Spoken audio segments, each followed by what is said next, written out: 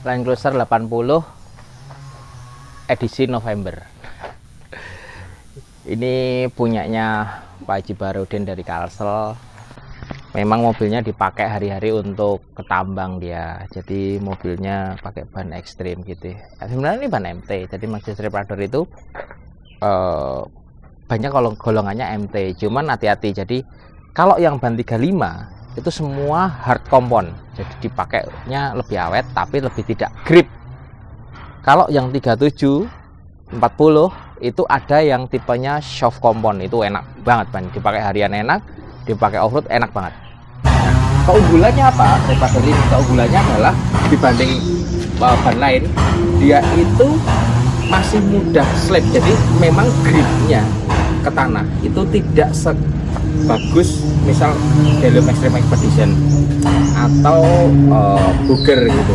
Cuma keuntungannya apa? Keunggulannya apa? Keunggulannya adalah di saat mobil-mobil di setup untuk ketambang, mobil di setup untuk off-road yang super ekstrim dan biasanya bawa load barang itu lebih dari 2,5 ton, itu butuh ban yang gripnya itu cukup, tidak over.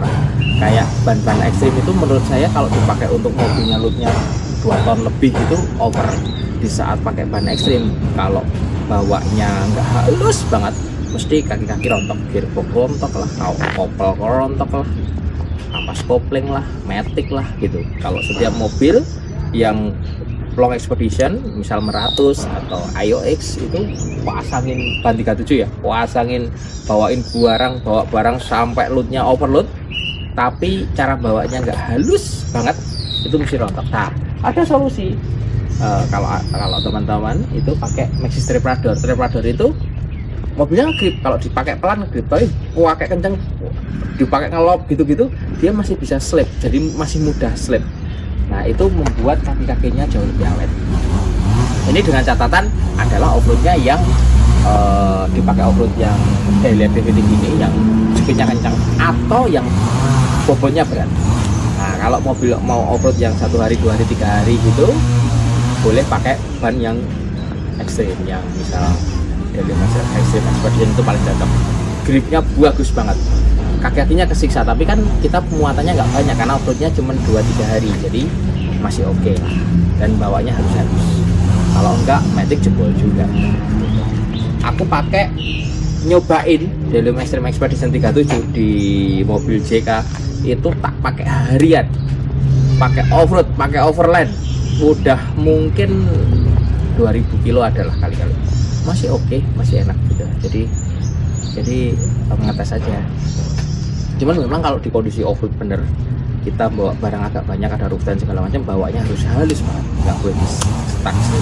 Beda kalau Maxi Radar. Makanya kalau teman-teman off-road yang pengalamannya belum banyak, langsung ikut off-road long expedition, kita mesti saranin pakai Radar aja deh, aman kan ya. Maksudnya itu kalau pakai yang Bada atau pakai Delium Extreme Expedition, gripnya bagus, pasti lebih bagus. Cuma kalau bawanya nggak bener, rontok kayak gini. Ini Maxi Radar, peleknya metode beadlock, ada banyak di lamban ban. Yang ini harganya sangat murah. Ini made in Cina nya gitu. Terus sudah cukup untuk mobil-mobil yang hajar-hajaran, yang untuk keperluan lah. Terus karena ada penambahan bobot seperti biasa, pernya tetap tough dog 0300 itu paling oke lah. Jadi kadang-kadang dia bertambang itu kan tahu sendiri, tambangnya kan agak jauh, lubang-lubangnya jalan jauh, mesti dihajar, kebiasaan orang sana. Makanya banyak pakai ini, pernya pakai load springnya yang segitu, shocknya pakai Omi BB51 wajib karena pengen nyaman. Terus ya semua seperti standar, seperti biasa, bumpernya semua full made in Metalcraft, semua di upgrade. Ininya pakai seamless, semua pakai seamless karena di sana pasti off-road beneran, kepentok-pentok. Itu melindungi bodi beneran, depan belakang, roof rack, snorkel safari kita pasang. Ini untuk keren-kerenan aja sebenarnya, sekaligus fungsional juga gitu, karena nggak mungkin kita mau off-road segini eman-eman mobilnya, nggak mungkin kita lewatin. Winchnya 8274 internasional plasma, itu menurut saya worth it dibeli, harganya 40 41-42 juta. Kenapa worth it? Karena ini satu, motornya sudah 6,5 HP, sudah gede, sudah pakai kontaktor, jadi speknya dia sama dengan M70. Dalamnya sudah mensa promoli, terus ini ada kancingnya di kopling itu sudah ada kancingnya. Ini saya sangat worth it, dapatnya plasma lagi, plasmanya asli Won. Nah, cuman kalau plasma, saran saya kalau dipakai harian plasmanya dilepas begini. Kalau dipakai mau ke trek off-road harus dipasang, karena kalau dipasang terus, kalau kena air terus bisa jamuran, eman-eman. Kita maintenance-nya begitu. Lampunya steady ini udah lampu paling kecil dan keren, murah harganya, lumennya tinggi. Bolehlah dipakai untuk teman-teman, cuma tidak cocok untuk VX yang ada menurut saya di Jawa. Kenapa? Karena lampu ini kalau dinyalain terus silau pasti depannya. Tapi kalau mobil-mobil di Jawa gitu yang maunya nyalain untuk membantu headlamp, itu sebaiknya pakai Pia 570. Tapi kalau di Kalimantan di apa jarang ketemu papasan truk segala macam, boleh pakai ini tapi agak diturunin gitu. Kalau LED bar atasnya rigid lah, rigid radiance, itu udah paling the best untuk keren-kerenan mobil. Tapi kalau sinar, rigid sama steady boleh-boleh adu gitu, rasanya bagus rigid, value-nya tinggi rigid. Ini fog lamp, ini karena custom kita bisa kasih sedikit tambahan penerangan, karena lampunya ini walaupun kondisi paling bagus pun dia tidak seperti mobil-mobil baru sekarang, pasti agak-agak nggak kelihatan jalan. Apalagi refleksnya benarnya ada owning-nya Osten 270, cuma belum kepasang aja, nanti sore kita pasang terus mobilnya kita kirim. Untuk mesin seperti biasa, mobil-mobil Kalimantan kalau kesini pasti mesinnya berantakan. Ini kemarin clearance klep, jadi klepnya terlalu rapat. Kalau VX80 itu misal klepnya aus, klepnya mulai tipis aus itu karena sudah dipakai puluhan tahun, itu clearance-nya makin rapat, gapnya makin rapat. Jadi saat clearance-nya makin rapat, karena keausan pemakaian, itu biasanya rapatnya tidak sama, tidak rata karena keausan kan. Terus yang kedua, semakin rapat RPM tengah atasnya pasti gak ada tenaga gitu. Makanya kemarin sekalian bongkar skor klep. Nah, caranya kalau mau ukur klep klep yang bagus itu biasanya yang kita lakukan adalah kita skor dulu, udah skor semua, baru SIM-nya kita pasang, kita ukur clearance-nya. Nah, itu dicatetin. Nah, terus karena masih kan kerapatan semua nih, harus ganti SIM yang lebih tipis. Nah, itu kita tukar-tukar dulu, SIM itu 12 SIM itu kita tukar-tukar dulu. Kalau udah kita tukar-tukar, baru ketemu berapa yang memang ukurannya ketebalan. Nah, yang ketebalan itu baru kita bungkus.